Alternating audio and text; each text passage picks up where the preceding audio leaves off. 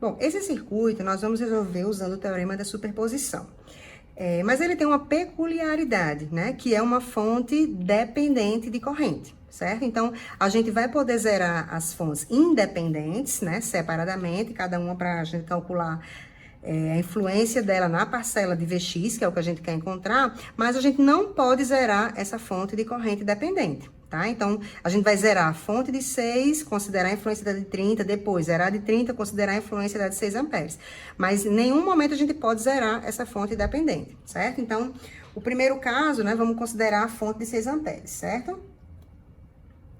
Então, eu vou mantê-la, né? Aqui a fonte, 6 amperes. Resistência, resistência. Mantenho aqui a fonte dependente de corrente.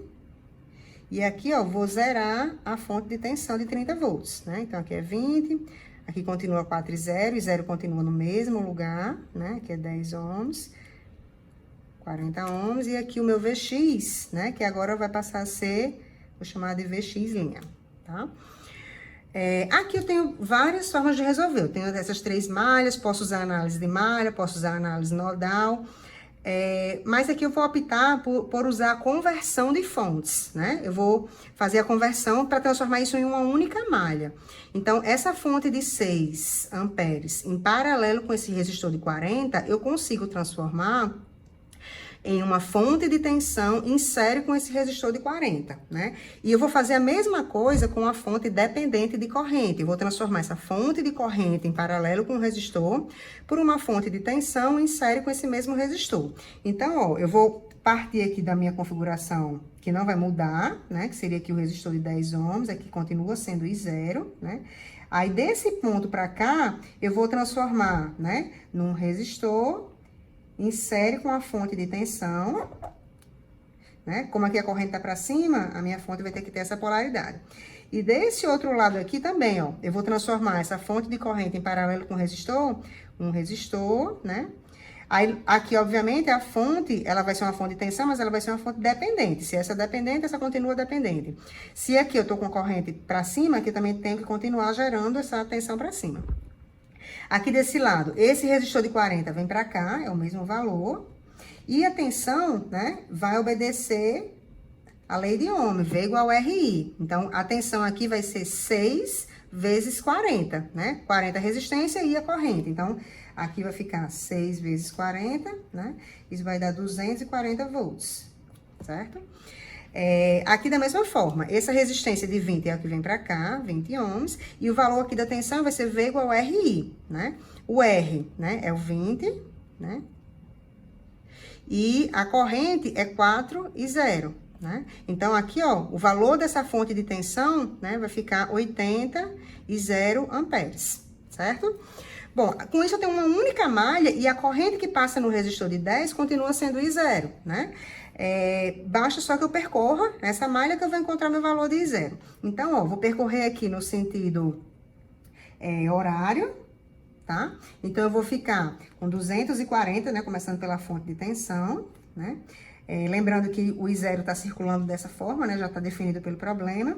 Então, eu vou ficar com 240, vai ficar menos 40 e 0, menos 10 e 0, menos 20 e 0. Então, eu posso já botar menos 70 e 0, e menos o valor dessa fonte, que vale 80 e 0, né? Isso tudo igual a 0 porque eu fechei minha malha.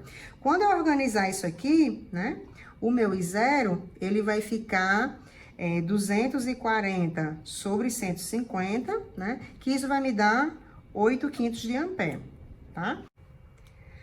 Bom, então, o meu Vx linha, que é o que eu quero encontrar, né? Que tem uma relação positiva com o I0, né? Ele vai ficar 10 vezes I0. Como o I0 vale 8 quintos, né?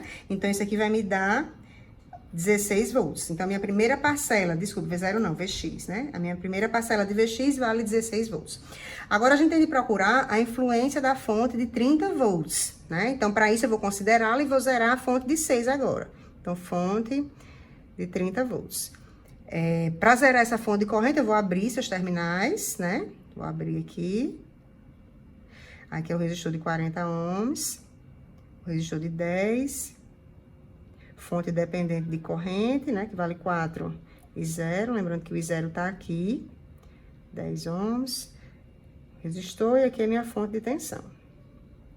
30 volts, 20 ohms, né? E aqui o VX, duas linhas, né? Mais e menos, VX, duas linhas.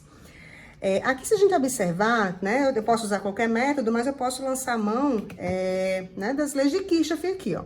Eu tenho que o I0, a corrente tá passando aqui, que como eu abri, é a mesma corrente que passa aqui nesse resistor de 4, aqui de 40 ohms. Aqui continua sendo I0, né? É I0 também, né? Que agora ela vai passar... esse aqui seria um ramo só agora. E aqui nessa fonte dependente eu tenho 4 e 0. Então, quando chega nesse nó, eu vou somar o I0 com 4 e 0. Então, eu sei que aqui, ó, eu tenho 5 e 0.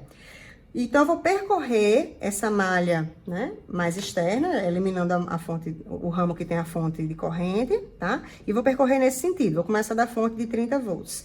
Então, ó, eu passo pela fonte de 30. Quando eu subir aqui, vai ficar menos 40 e 0, menos 10 e 0. E aqui vai ficar menos 20 vezes 5 e 0, que é o valor da corrente que está passando nesse resistor de 20. Eu organizando tudo, né? Então, o meu I0, né? Ele vai ficar igual a 10 sobre 50, né? Que dá 1/5 de ampere.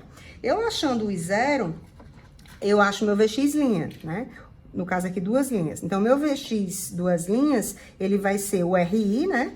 O R é 10 e o I é 1/5, né? Então, ele vai ficar igual a 2 amperes. E lembrando que a relação é positiva também aqui entre o VX duas linhas e a corrente I0.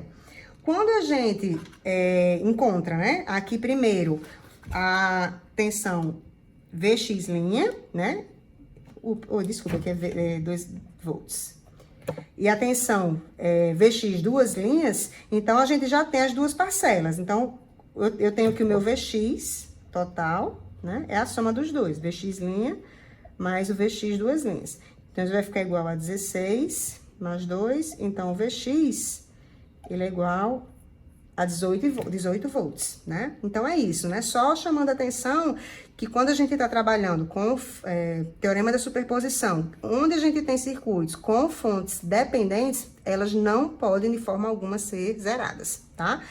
A gente aplica normalmente o método, mas apenas considerando a influência das fontes independentes, ok? Então, até mais, até a próxima.